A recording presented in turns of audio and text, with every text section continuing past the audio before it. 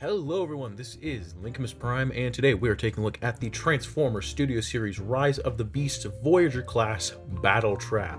Now, before we get into the video, I just want to make a quick disclaimer. Usually I do figure comparisons with, the figure I'm reviewing. I will not be doing that for the next few reviews, and that is because well, to put it simply, I don't feel like transforming and untransforming and retransforming my action figures multiple times to do review comparisons in both vehicle mode and robot mode, and I gotta make a few of these reviews. So once I'm done with all the Rise of the Beast reviews, I'm going to make comparisons with everyone all together in the last review that I have going on, which will be the mainline Voyager class Optimus Prime and Optimus Primal, so stay tuned for that. But anyways, guys, let us get right into the review. So, Battletrap here. He looks great in his tow truck mode. It is a GMC, and a lot of people think that this is a reformatted version of Ironhide, and I think that is stupid, because I don't believe the theories that, oh, Babe versus Ironhide, Babe versus Optimus Prime is good. I don't like those theories. I think they are purely stupid. But, oh, God, sorry, I had something touching me. Okay. Anyways, but yeah, so it's cool. It's not Ironhide, guys. It is not Ironhide. Stop believing that. Stop it. It's clearly not Ironhide. Just because it is a GMC truck I'm gonna stop right now. Anyways, back to the review. But yeah, so kind of a orange gray tow truck, and it looks really, really nice. There is a lot of kibble back here, though, I will say that, and it does not look the best. You can clearly see the feet at the bottom and all the stuff underneath, but we do not pay attention to the underneath. We pay attention to what we have here, and what we have here is actually pretty nice. My other complaint is, unfortunately, stuff does not line up properly, so he kind of doesn't really want to sit on all four wheels, and I have tried my best to readjust it, but all it does is untab things. And speaking of untabbing, I cannot seem to get this part to come down. This, I think, is one of the most problematic figures out of the 7 that we've gotten for Studio Series so far with Rise of the Beasts. But it's not the worst. I will say that. It is definitely not the worst. But, on the back, we got some stuff going on, and we got some, kind of tail lights on the back. The front detail looks very nice. We do get like some shiny silver right here, GMC logo on the thing. We get this kind of like rim kind of detail here. It is painted to make it look kind of muddy, which I do really like that. We get these little this little thing right here, which in the trailer was shown to be missile pods, so that is pretty cool.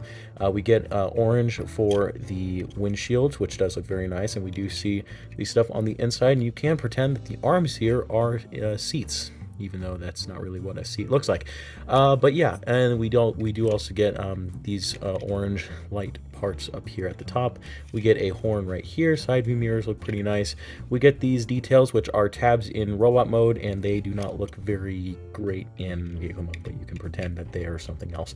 Tires look very nice. It does roll not very well because of the fact that nothing wants to sit properly, because none of this down here wants to at least kind of, stay compressed. That is the main issue. A lot of stuff on this figure, the thing that this figure suffers from is a compression issue. Now, one cool thing that I would like to mention is he does come with his little wrecking ball accessory, which is almost exactly like the one that we got with the Legacy bulkhead. But as you can see, there are 2 little slots here, and there are 2 tabs here, and all we gotta do is just align those and just tab that in like so, and that is pretty much your weapon storage. It looks stupid, but you can do it. But anyways, guys, that is pretty much it for the vehicle mode, so let us get down to the transformation.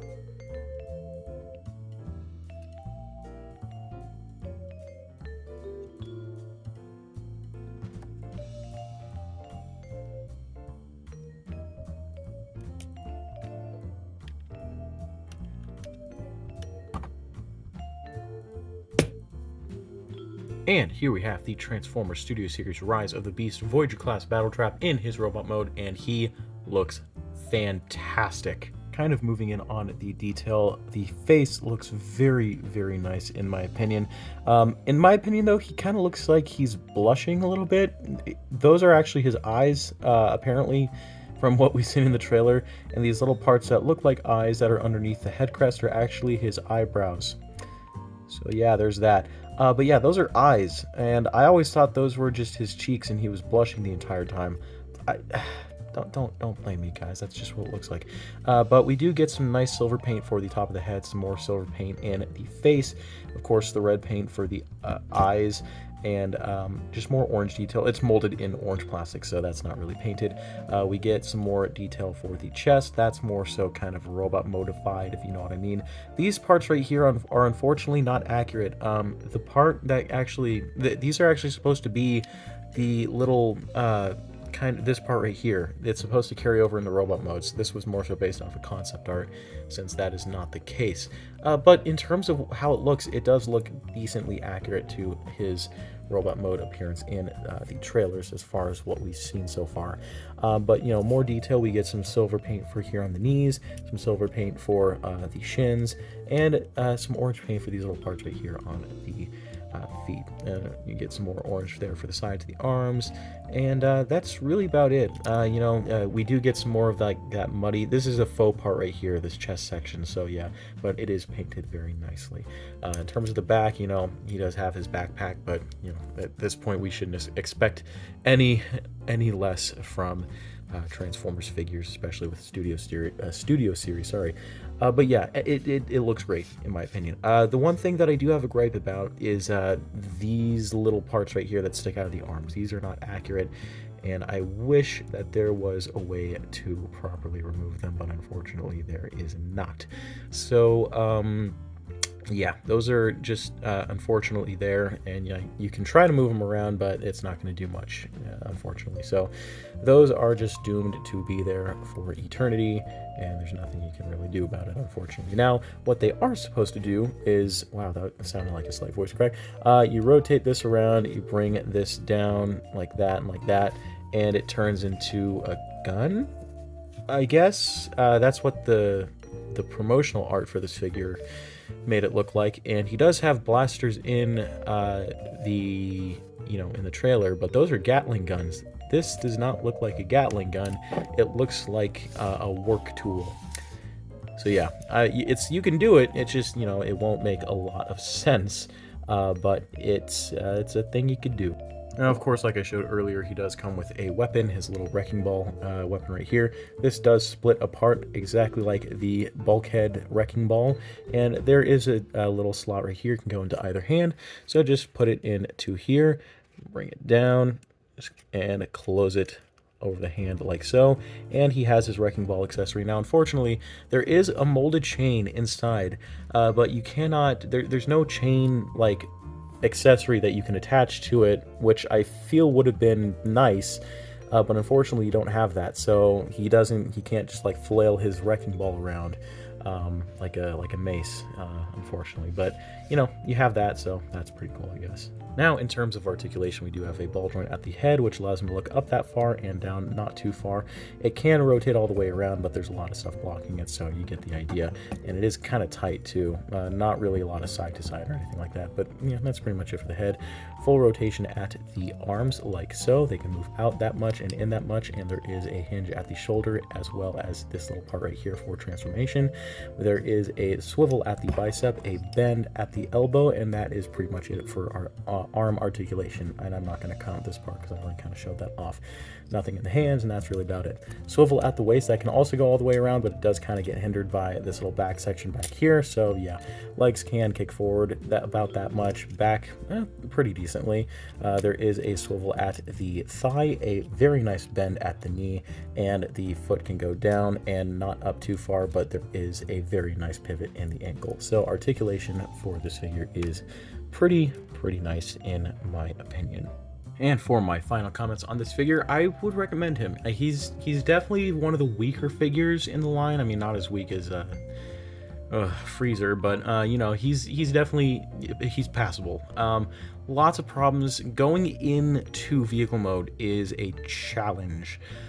So I kind of had to make it easy on myself to transform him from vehicle to robot. I mean, I do that in all my reviews anyways, so that was just kind of bound to happen. But I just had to make my life easier because going into vehicle mode is not the easiest. Now, it's not as much of a challenge as a lot of people will say, but there are parts of the transformation that can be a bit difficult. Clearance issues, trying to get the hood of the vehicle to cover the rest of the truck, and that is a challenge. But the rest of it is pretty cool. Good articulation, great posability, some nice features. I wish he came with a Gatling gun instead of, you know, making him do that. But yeah, you know, good figure. I would recommend him, especially if you want to complete your Rise of the Beast Studio Series collection. Definitely a great figure to get. He looks great. He looks almost movie accurate. There's some things that aren't 100% accurate, but for the most part, he is very, very accurate. Paint is great. Posability is great. There's nothing loose on this figure, and I absolutely love that. Hasbro is knocking it out of the park with making sure that their figures' joints are a lot tighter, because there was a period of time, like at least 2 years ago, where joints were insanely loose, and that problem is still happening, but QC issues happen all the time. But you know, they're getting better, and I like that, and that's a good thing. But yeah, but anyways, guys, that is about it for this review. I hope you all enjoyed. Please like, comment, and subscribe, and I'll see you guys in the next video. Peace.